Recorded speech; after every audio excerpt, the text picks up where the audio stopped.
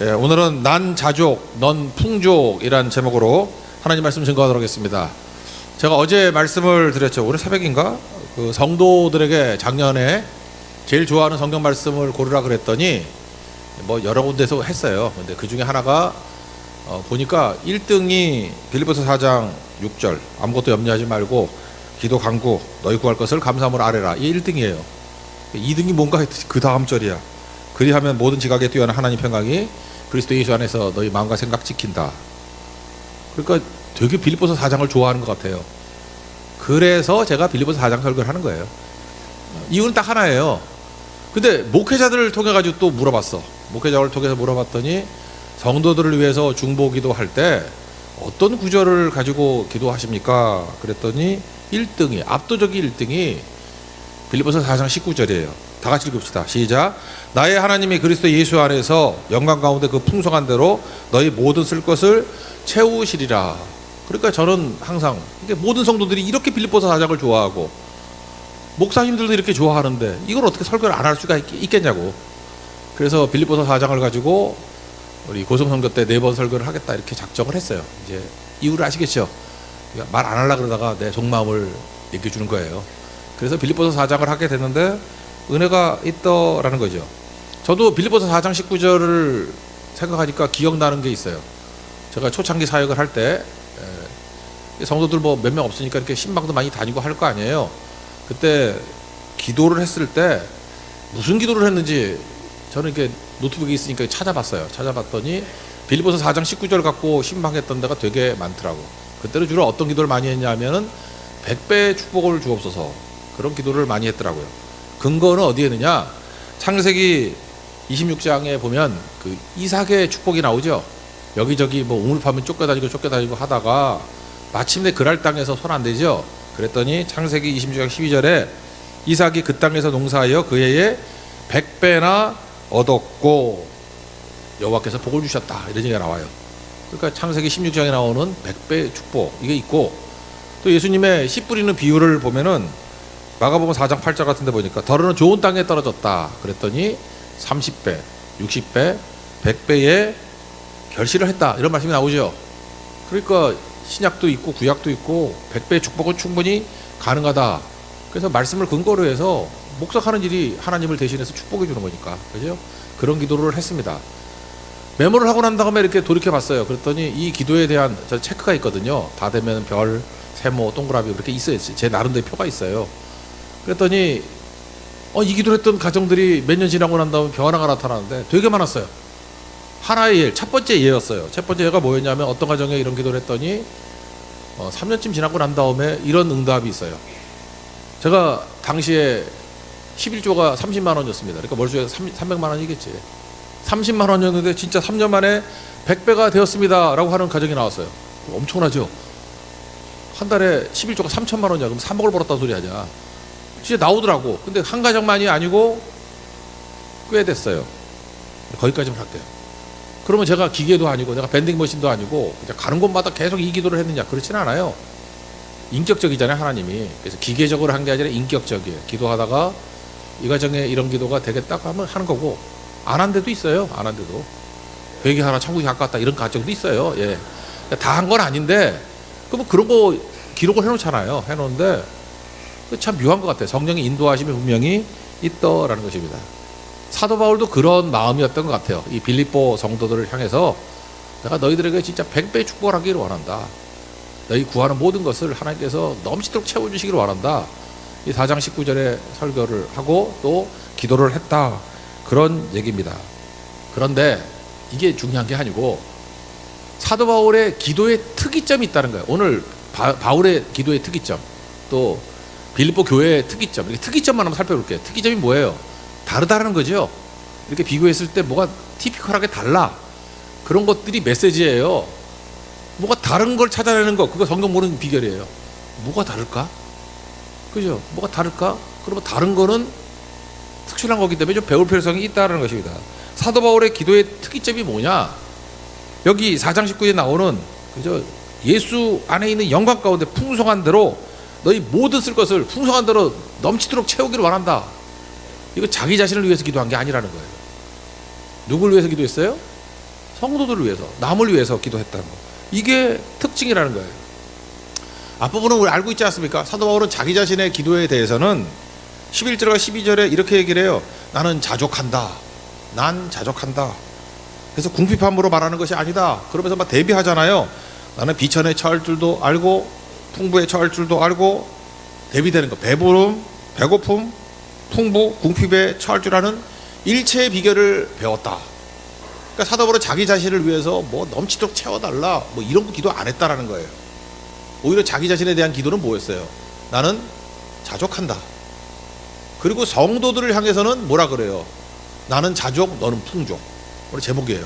난 자족, 넌 풍족. 이게 사도 바울의 기도의 특징이라는 것입니다. 우리는 보통 이렇게 생각을 하잖아요. 하나님 나에게 먼저 내가 관심이 많아.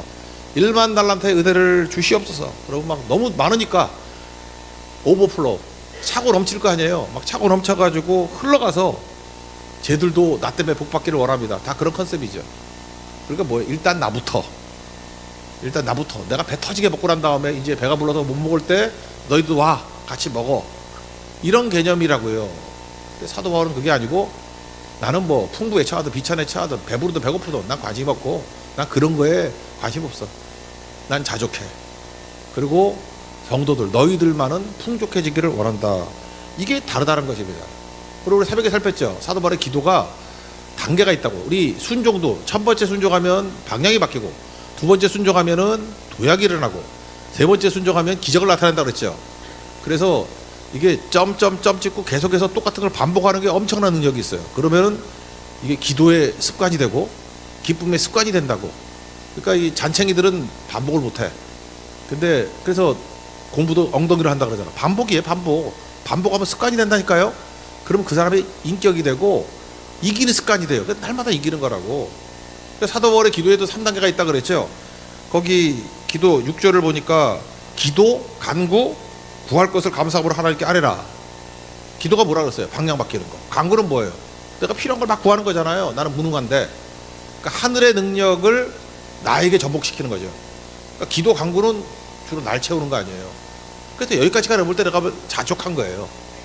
그 다음엔 자족을 넘어선 기도가 뭐겠어요? 이제 날 구하지 않아요. 나는 뭐 있으나 없으나 관계없어. 하나님 안에서 있기 때문에 나는 그냥 늘 기쁜 거예요. 그 다음부터 뭐예요? 구할 것을 감사함으로. 없는 거죠. 없는 것을 있는 것 같이 불러내는 거잖아. 그게 바로 뭐겠어요? 중보기도. 다른 사람을 세우는 거. 이제는 하나님의 시각에서, 하나님의 스케일에서 기도하고 일하는 믿음 기도의 삶. 그러니까 뭐 이산지를 내게 주소서 뭐 이런 거 하고, 4천명을 먹이게 해주세요. 뭐 고성의 50%가 죽게 돌아오기를 원합니다. 이런 겁대가리 없는 막 기도를 막 한다고. 상식으로 맞지 않는 기도, 하나님 시각에서 하는 기도.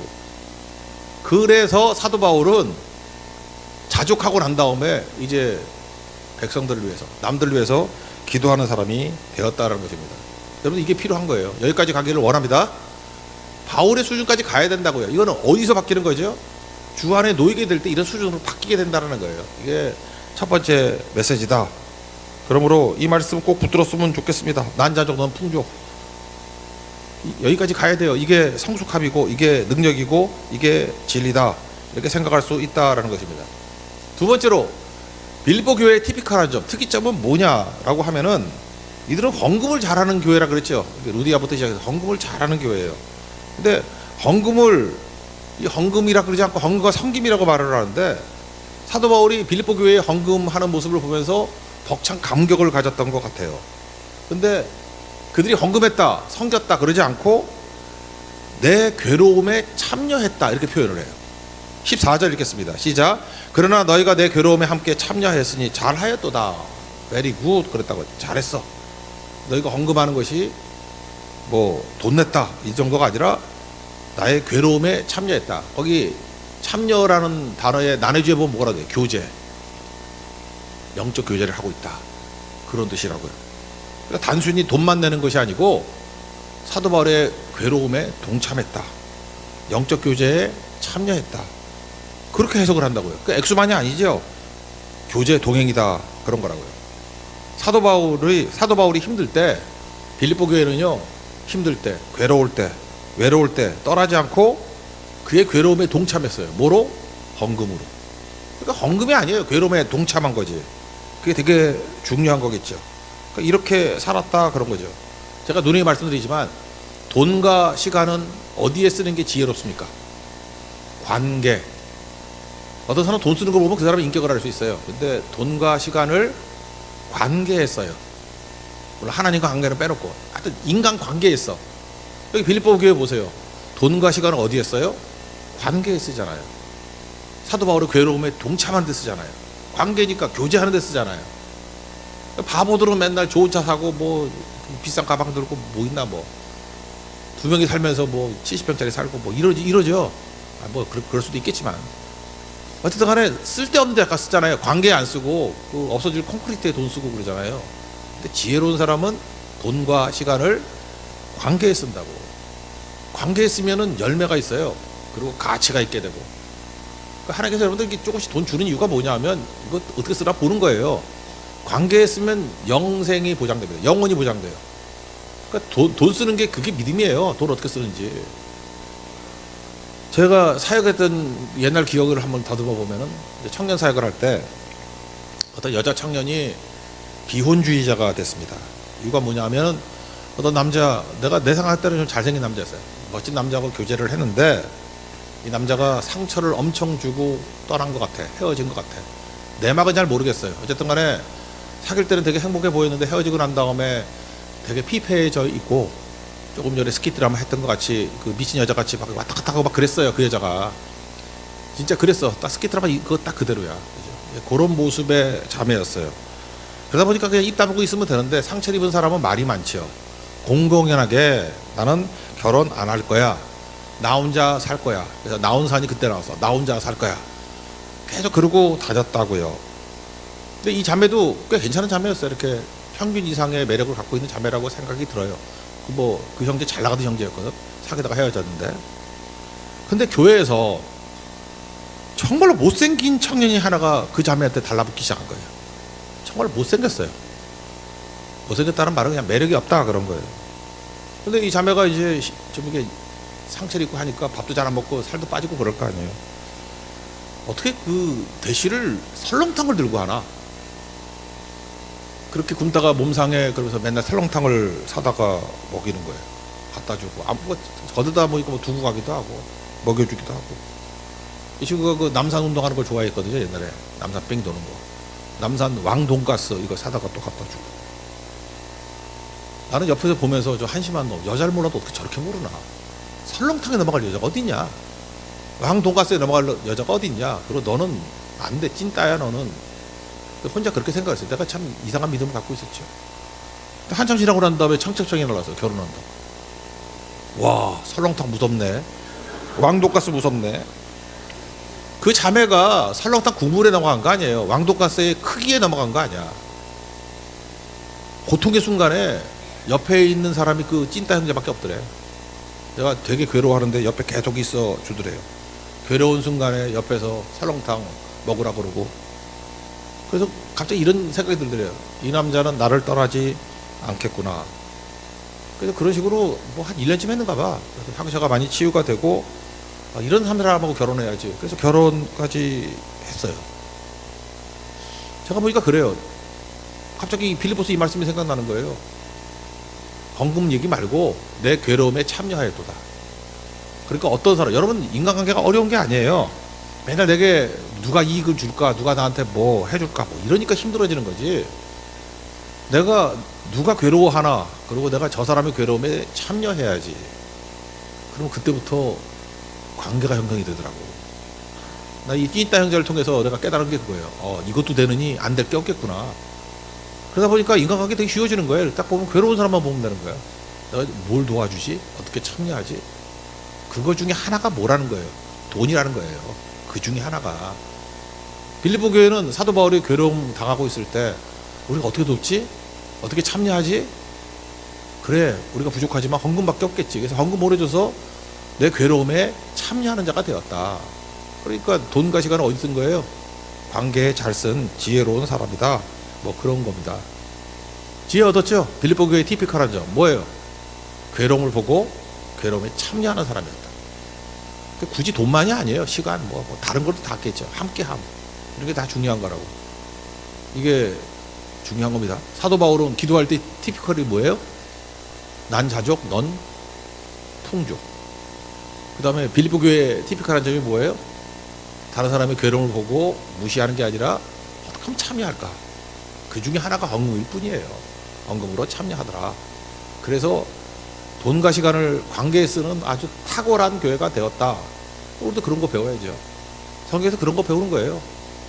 그러면 다른 교회들하고 한번 비교해보자. 세 번째 내용에 있어서 다른 교회와 비교해보면은 괴로움에 동참하게 되면은 우리가 성숙하게 되고 성장하게 된다는 것입니다. 이 결과예요. 되게 중요한 거죠. 다른 큰 교회들 헌금했다는 기록이 없어요. 이 신약 성경을 보면요, 서신서에 보면은 뭐 큰 헌금을 했다라고 기록된 게 4군데가 나오는데 다 빌립보 교회야. 특별히 큰 교회가 어디냐면 그냥 그리스 지방을 생각할 때 힘들면은 그냥 꼭대기 위쪽을 마게도냐라 그러고 중간에 아테네가 있으니까 거기는 그냥 아테네만 외우면 되고 고린도가 있는 제일 남쪽을 뭐라 그러지? 아가야 지방이라 그래요. 알겠죠? 그 고린도가 이렇게 홀쭉해. 그래서 거기 운하가 있어요. 위아래가 홀쭉하고 아드리아해를 넘어가는 데가 있어요. 그래서 거기를 펠로폰네소스라 그래요. 펠레폰네소스. 그래서 전쟁도 하지. 역사에 보면 펠로폰네소스 전쟁사 이런 거 있죠. 그래서 고린도는 위쪽도 항구고 밑에도 항구예요. 그러니까 삥 돌아가면 힘드니까 운하를 파도 되지만 육지로 가면 굉장히 빨리 가겠지. 짧으니까, 홀쭉하니까. 지도 한번 보고 오세요. 그래서 고린도가 굉장히 상업이 융성한 데라고. 근데 그 동네를 뭐라 그러냐면 아가야예요. 아가야. 그래서 아가야 지방 그러면 무조건 고린도밖에 없고, 마게도냐 지방 그러면 거기 성경에 나오는 게 3도시가 있어요. 빌립보, 그 다음에 데살로니까만 봅시다. 데살로니까. 중간에 베레아가 있는데 베레아는 작은 도시니까. 근데 데살로니카는요, 그 왕의 부인 이름 살로니까 기억하면서 지은 도시 아니에요. 그래서 제일 큰 도시예요. 데살로니카는 중추적인 도시, 그러니까 뭐 우리나라 같은 제2의 도시, 뭐 인천이나 부산쯤 되겠네. 뭐 그쯤 되는 도시예요. 그 제일 큰 도시는 물론 아테네겠지. 그런데 로마 이런데. 그런데 데살로니카도 큰 도시고 고린도는 엄청 큰 도시예요. 대도시예요. 여기. 데살로니카보다 훨씬 큰 도시예요. 근데 여기서는 헌금했다는 얘기가 별로 없어요. 그래서 사도 바울이 이렇게 얘기하잖아요. 야, 헌금한 건 바로 너, 오직 너뿐이야. 빌립보라고. 그게 15절입니다. 15절 읽겠습니다. 시작. 빌립보 사람들아, 너희도 알거니와 복음의 시초에 내가 마게도냐를 떠날 때 주고받는 내 일에 참여한 교회가 너희 외에 아무도 없었느니라. 야, 데살로니가 교회도 있고 뭐 베레아 교회도 있고 고린도 교회도 있는데 내 괴로움에 참여하고 헌금해주는 교회는 빌립보 교회밖에 없네. 그랬다는 거예요. 그리고 그 중추적인 도시 데살로니카에 있을 때도 그 교회 교인들은 헌금을 안 하고 니네가 보내준 헌금으로 내가 살았다. 그런 얘기가 나와요. 16절입니다. 시작. 데살로니카에 있을 때에도 너희가 한 번뿐 아니라 2번이나 나의 쓸 것을 보내었도다. 이게 도시 규모를 보면 알 수 있는 거예요. 말도 안 되는 일이 벌어졌다. 말도 안 되는 일이 조그만 빌립보에서 큰 도시 데살로니카에 헌금을 줬대. 교회에. 이게 말이 되느냐 그런 거죠. 그러면서 데살로니카에 보낸 편지가 2개가 있잖아요. 전서 후서. 데살로니카 이 전후서에 보면요, 사도 바울이 이렇게 얘기해요. 내가 아비의 마음으로 너희를 얘기한다. 이렇게 데살로니카 교회가 좀 어린아이 같은 교회였는가 봐. 그래서 내가 유모의 마음으로 대한다. 막 이렇게 하면서 막 혼내. 야, 내가 니네 그 데살로니카에 있을 때 내 돈 내 산으로 살았어. 내 돈으로 내가 사 먹고 살았어. 그런다고요. 근데 니네들 진짜 지독하더라. 니네만 먹고 나 헌금 하나도 안 하더라. 그게 어디 나오냐? 데살로니가 후서 3장 8절 읽어드릴게요. 누구에게서든지 음식을 값없이 먹지 않고, 바울 얘기예요. 오직 수고하고 애써 주야로 일하면, 내가 알바 2탕 뛰었어. 그 얘기예요. 내가 알바 2탕, 나 텐트 메이커였는데 그거 하고 쿠팡 뛰고 막 이랬어. 데살로니가에 있을 때 너희 아무에게도 폐를 끼치지 아니하려 함이라. 사도 바울은 폐 끼치는 거 싫어했어요. 빚지기 싫어했다. 데살로니가 니네 있을 때 내가 니네한테 헌금 받았니? 내가 달라 그랬니? 이게 좋니? 나 알바 2탕 뛰었어. 그 얘기예요. 텐트도 짓고 쿠팡도 뛰고. 니네가 도와준 거 있어? 그렇게 얘기한다고요. 여러분, 이거예요. 우리도 신앙생활 할 때 뭐 헌금이나 뭐 이렇게 부수적인 거 있잖아요. 뭐 헌금을 안 하면 구원 못 받나? 헌금을 해야 구원받고 헌금을 안 하면 구원 못 받다. 그거 아니에요. 옛날에 그렇죠. 여러분, 술 담배 하는 것도 있죠. 예수 믿는 사람들. 담배 피면 천국 못 가나? 내가 알기로 우리 집사들 중에 몇 명 담배 피는데 어떻게 알지? 알아요. 그러는데 목사는 담배를 안 피니까 쓱 지나가면 냄새를 알아. 내색을 안 할 뿐이지. 이게 언제 끝나? 이런 생각은 들지만 집사님 언제 담배 끊을 거야? 그렇게 얘기는 안 해. 물론 쳐다보지 이렇게. 예. 나 말을 한 번도 한 적이 없어. 옛날에 그 청년 하나가 묻더라고 저한테. 아, 목사님 담배 피우면 천국 못 가요. 그래서 왜 못 가죠? 천국 간다고. 좀 일찍 간다고. 내가 그랬죠. 예. 그게 정답인 것 같아. 뭐 담배 피운다고 천국을 못 가나? 술 마시면 천국 가요? 못 가요? 가요. 뭐 좀 간이 부어서 가겠지. 이런 걸 뭐라 그래요? 헌금, 술, 담배 이런 걸 뭐라 그러죠? 이런 거는 예를 들어서 헌금을 안 한 것은 wickedness가 아니에요. 악이 아니라고. wicked 그 정도 단어는 알지? wickedness 이거는 weakness야. 약함이라고. 약함이 왜 죄야? 그런데 약한 게 잘난 건 아니지. 왜 크리스찬들이 왜 약해? 빨리 주 안에서 강해져야지. 그러니까 잊지 말라고요. 헌금을 하고 안 하고의 문제는 지금도 헌금 안 하는 사람 있잖아. 안 해도 괜찮아. 안 해도 천국 가. 가는데 이거는 weakness예요. 약한 거예요. wickedness는 아니야. 술도 그렇고 담배도 그렇고. 근데 하나님의 뜻이 뭐예요? 우리 성숙하는 거 아니야? 성장하는 거 아니야? 아, 맨날 뭐 10살 됐는데 뭐 2살 같이 다니면은 마음 아파지 부모가. 저 언제 크나 저거? 그러지 않나? 그렇잖아요. 아니 맨날 얻어먹고 다니는 녀석이 뭐 나이 40이 돼서도 계속 그래. 뭐 돈이 없어서도 아니야. 있는데 쓸 줄도 모르고 그래. 그러면 그건 악한 건 아니죠. 그렇지만 약한 거지. 좀 저렇게 약하나 쟤? 저 누구 닮아 저래? 그러면서 마음에 근심이 생기겠죠. 그러니까 데살로니가 교회가 wickedness, 악한 교회는 아니었지만 weakness, 약한 교회는 맞아요. 그죠? 그래서 약해지지 말라고 데살로니가 전후서 쓴 거예요. 왜 이렇게 약하니? 이렇게 기본에 약하니까 맨날 뭐 주님 오신다 그러니까 그 옛날 그 다미성교회 같이 뭐 주님 뭐 재림 기다린다고 일도 안 하고 그래 일하기 싫거든 먹지도 말게 하라 그런 말 나오고. 그러니까 뭔가 이렇게 기본이 안 된 애들은 하나만 안 된 게 아니야. 여러 가지 허점이 막 드러나. 그래서 기본 하나가 잘 되면 나머지도 풀리게 되는 거죠. 고린도 교회도 마찬가지예요. 성숙하기를 원하는데 이 고린도 교회도 성숙하지를 못하는 거야. 이 고린도 교회는 돈도 많고 은사도 많고 우리 이게 스키 드라마 하는 거 보니까 뭐 몇 명은 은사가 있는데 잘하네. 그죠? 잘하고 멋지고 그래요. 뭐 노래를 좀 못해서 그렇지 뭐 다 괜찮아 전반적으로. 예. 아니 전반적으로 뭐 마이크가 없어 그럴 거야. 전달이 더 잘 되면 더 잘 되겠죠. 좋아요. 근데 고린도 교회는 진짜 은사가 많고 돈도 많고 다 많은 교회였다고. 그래서 고린도 전서 한번 읽어봐요. 맨 자랑질이야. 이거 자랑 저거 자랑. 은사 많다고 지혜 많다고. 그래서 욕 바가지로 먹잖아. 이게 자랑질 할 때냐? 그러면서 고린도 후서에 가면은 얘네들의 잘못을 하나씩 이제 지적해주는 얘기가 나와. 이제 정신 차려라 하면서. 그래서 고린도 후서는 조금 이렇게 가르침 받는데 도움이 되는데요. 고린도 교회 니네 부자라 그러지. 니네 진짜 헌금 안 하대. 악한 건 아니지만 니네 약한 교회야. 잘난 척하지만 니네 무지 약해. 그러면서 고린도서 8장에 가면은 헌금 생활에 관해서 사도 바울이 고린도 교회를 가르쳐요. 그때의 예화로 든 교회가 어디냐면은 빌립보 교회예요. 그러니까 여기 설교 중에 예화로 나오는 사람이 있죠. 되게 좋은 데 나오면 영광스럽지 않나? 그렇잖아. 저 사람 같이만 믿어봐. 그런 거 아니에요. 헌금 생활에 있어서는 빌립보 교회 같이만 해봐라. 그런 게 나온다고. 그게 고린도 후서 11장 9절에 먼저 봅시다. 거기 11장 9절에 보면은 제가 읽어드릴게요. 내가 너희와 함께 있을 때 비용이 부족하였으되 아무에게도 누를 끼치지 아니하였으면 마게도냐에서 온 형제들, 이게 빌립보거든요. 나의 부족한 것을 보충하였습니다. 내가 모든 일에 너희에게 폐를 끼치지 않기 위하여 스스로 조심하였고 또 조심하리라. 고린도 갔을 때도 자기가 투잡 뛰었는데도 잘 안 되니까 그 빌립보 교회에서 헌금이 왔대요. 그러니까 데살로니가 때도 헌금 보내주고 고린도라는 부자 동네에 왔는데도 헌금 보내주고. 누가요? 빌립보 교회가. 그러니까 대단한 거죠.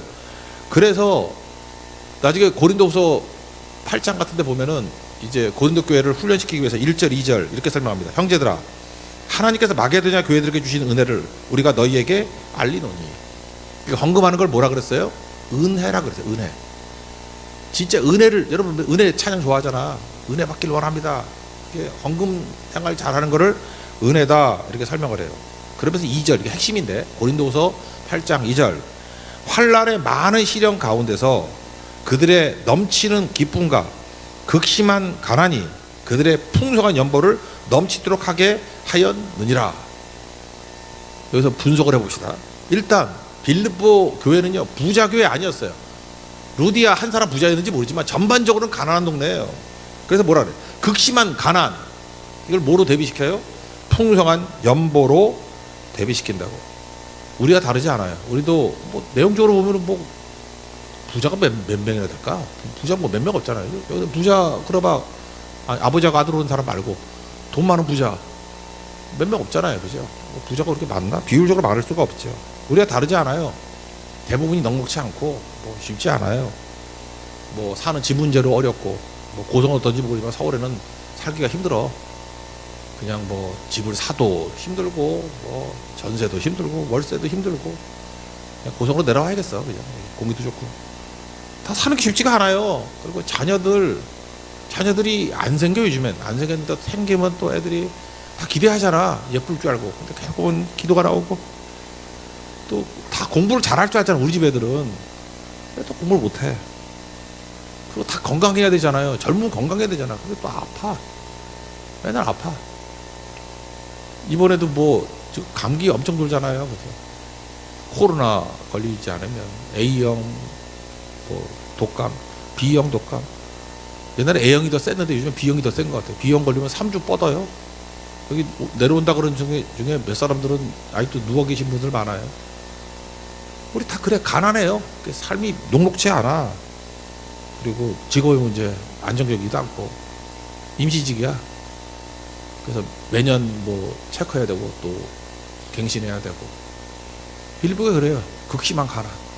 극심한 가난 없는 사람 누가 있어? 숨이 턱턱 막히고 1월달인데 뭐 꿈이 있나 비전이 있나, 뭐 사는 게 어렵지.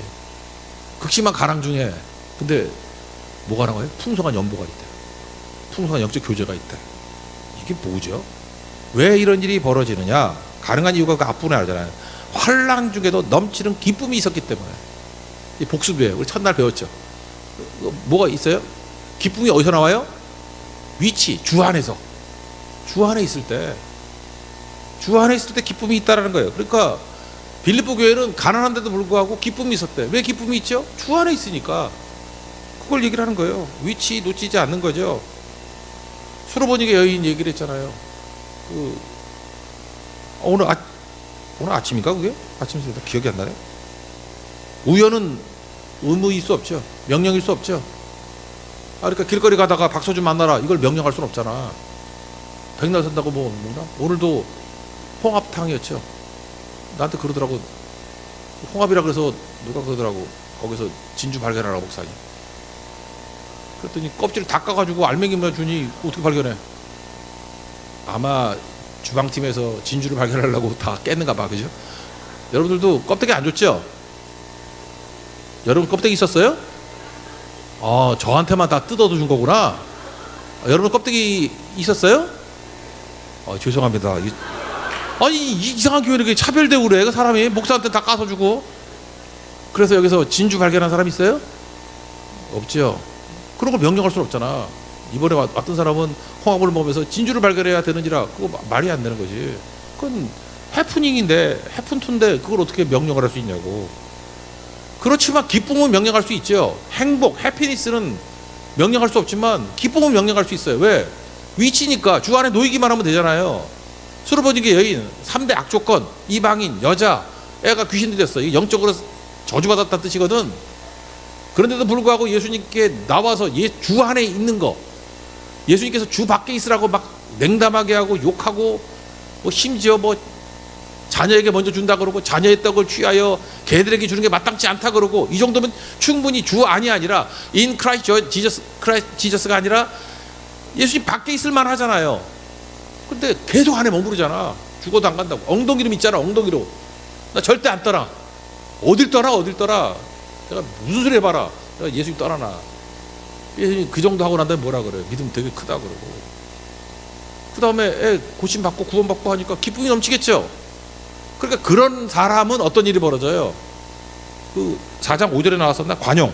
너희 관용을 모든 사람에게 알게 하라. 주께서 가깝다. 그 얘기 나오잖아요. 이런 기쁨이 있는 사람은 관용으로 흘러가게 돼 있지. 이 종합적인 거 아니에요? 그런 거라고. 그러니까 환난 중에도 넘치는 기쁨이 있었기 때문에 빌립보 교회는 극심한 가난 가운데서도 풍성한 연보가 가능했다고. 이게 어떻게 따로따로 메시지에 다 연결된 거지. 그러니까 이거 뭐 따질 거 뭐 있어. 이런 건 목사나 따지라 그러고 여러분들은 그냥 결론만 외워요. 주 안에 있으면 돼요. 그럼 기쁨이 넘치면 그냥 다 잘 돼. 그리고 주님께서 우리에게 원하는 거는요, 찔끔찔끔 그냥 겨우겨우 믿고 뭐 예수 믿고 난 다음에 맨날 눈물 질질 짜고 그렇게 하는 게 아니라 풍성해지기를 원한다. 왜? 우리 아버지께서 풍성하시기 때문에. 내가 이게 영어로 제목 삼을 땐 His riches 그게 번역했어. His riches, 그의 풍성함, 그의 부여함. 그래서 제가 찾아보니까 17절, 18절, 19절 보니까 이 풍성에 해당되는 거, rich에 해당되는 게 5가지가 나오더라고. 17절 보세요. 17절 그 중간에 풍성한 열매를 뭐 나오죠. 풍성한 열매를 한 번 나오고, 18절 두 군데 나오죠. 풍부한지라. 그 다음에 내가 풍족하니.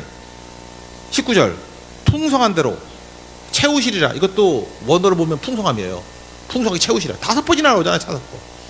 His riches, 그의 풍성함, 그의 부요함. 언제 이런 일이 벌어져요? 주 안에 놓이면 기쁨이 넘치고, 그러면 주님께서 우리와 함께 하시기 때문에 하나님의 부요하심이 전부 다 우리께 된다고. 예수 믿는 건 그게 찌질하게 믿는 게 아니에요. His riches, 그게 우리 거라고. 그걸 누리고 사는 거라고요. 이거 해야죠, 이거. 그러니까 우리가 할 일은 뭐예요? 뭐 다시 얘기하면 주 안에 놓이니까. 주 안에 위치 싸움이라고. 그러니까 주 안에 있다는 게 뭐예요? 말씀 떠나지 않고, 예배 떠나지 않고, 예배기도 성교 떠나지 않고 그냥 끈끈이 붙어 있는 거예요. 이제 중간에 마귀가 와서 성질 뒤집고 상처 주고 힘들게 하고 뭐 잠수 타게 만들고 이런 거 다 이겨내고. 힘들지, 다 힘들지. 극심한 가난이에요, 우리 인생이. 감정도 가난해질 수 있고요, 뭐 상황도 가난해질 수 있고, 체력도 가난해질 수 있고. 되는 일 하나도 없더라도 난 기어서라도 그 주여 안에 놓이겠습니다. 그러면 His riches, 그게 우리께 된다, 그런 뜻이겠죠. 저는 머리카락도 없지만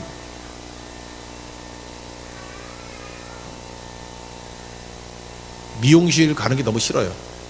왜 싫으냐? 너무 오래 해. 제가 이렇게 염색도 하거든요.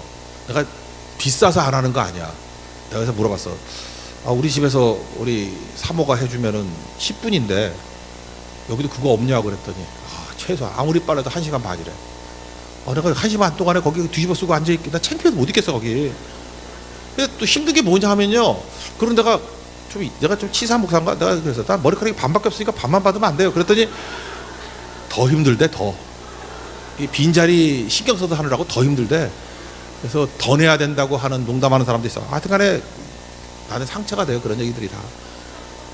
제가 가는 데가 이철 헤어커커, KCC 거기 있는데 가는데, 이철 헤어커커 가는데 난 미정원 가서 싫은 게 뭐냐면 옆 사람들이 얘기하는 게 듣기 싫어. 근데 들리는 걸 어떻게 해.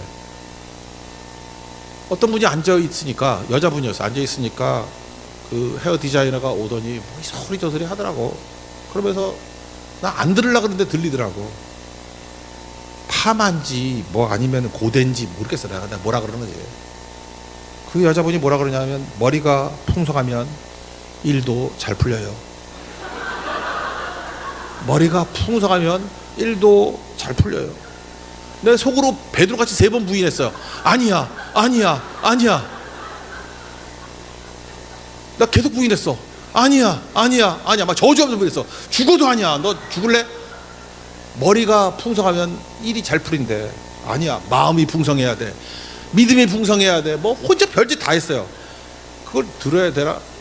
His riches 하는 거 머리카락 아니에요. 잊지 말라고. 이거는요, 양적인 거라기보다 질적인 거야. 이 퀀티티가 아니라 퀄리티, 질적인 거야. 질적인 거라고. 그러니까 하나님 앞에서 그게 중요한 거죠. 주님께서는 우리에게 풍성해진다 그러니까 뭐 양 많이 주는 줄 알아. 앞에 지금 민목사님 계시는데, 민목사님하고요 여원이하고 유도하는 애 있죠. 맨날 어디 가냐 그러면 맨날 명륜 진사갈비 거기 가. 맞죠? 갔었죠? 그 둘이 가가지고 진짜 죽도록 먹어. 나는 하나님의 리치, 하나님의 부유하심이 명륜 진사갈비라고 생각하지 않아. 나는 한우 투뿔 200g이 훨씬 좋아. 하나님은 우리를 돼지갈비 2kg 주는 게 아니고 한우 2 플러스 200g을 주길 원하셔요. 그게 하나님의 부요하심이야. 그거 더 주실 수도 있어요. 그게 바로 뭐죠? 하나님이 세상을 이처럼 사랑하사 나죠. 독생자를 주셨으니. 하나님이 허드렛 거 주지 않아요. 뭘 줘요? 가장 귀한 독생자를 주신다고 우리에게. 그게 주 안에 있는 거예요. 독생자를 주셨으니 그 주신 거 안에 거해야지 어디 가겠어요. 그를 믿는 자마다 멸망치 않고 영생을 얻게 하려 하심이라. 요한복음 3장 10절. 이게 뭐예요? 히즈 루시스의 그 절적이라고. 양으로 따지지 않는다고. 우리 예수님밖에 없어요. 예수님 주신다 그러니까 양은 뭐 이건 초월한 거지. 아니 가장 귀한 예수를 주셨는데 뭘 안 주겠어요? 로마서 8장 32절이 그 논리 아니에요? 자기 아들을 아끼지 아니하시고 우리 모든 사람을 위하여 내주신 이가 하나님이잖아요. 가장 귀한 것 주신 분이 한호 2 플러스 그 핵심적인 걸 막 한 2kg쯤 줬다고 합시다. 그럼 덤으로 그거 무슨 뭐 그 쪼가리 같은 거 무슨 뭐 순대 몇 조각 그거 안 주겠어 그거? 그거 물을 것도 없지. 아들과 함께 모든 것을 우리에게 주시지 아니하시겠느냐. 다시 강조하는데 우리가 주 안에 거한다는 건 뭐냐면 허드렛 거 아니에요. 싸구려 아니에요. 하나님께서 가장 귀한 것을 주신 거를 인정하면서 다시 순환 논리죠. 그 안에 항상 거하는 거예요. 그 안에 항상 거하면 기쁨이 넘치고, 기쁨이 넘치면 하나님께서 우리에게 주신 가장 큰 부요함, 히즈 루시스, 그게 우리에게 넘쳐나게 되고, 그 넘쳐나는 것이 다시금 우리로 하여금 그리스도 예수를 생각하게 만든다고. 이게 신앙인의 삶입니다. 그거 항상 강해질 수 있다는 거예요. 오늘 스크립 드라마 이 정신과 마찬가지로 제가 볼 때 하늘의 것을 구하게 하소서 하고 내용이 똑같은 것 같아요. 세상을 보니 맨날 쓰잘데없는 거 구하잖아요. 그게 아니고 가장 귀한 주를 부인하는 어리석은 인생 살지 말고 주님밖에 없습니다. 주만 바라고 사는 믿음의 종 되기를 축원합니다. 네, 자리에서 일어나겠습니다. 하늘의 것을 구하게 하소서 찬양하겠습니다.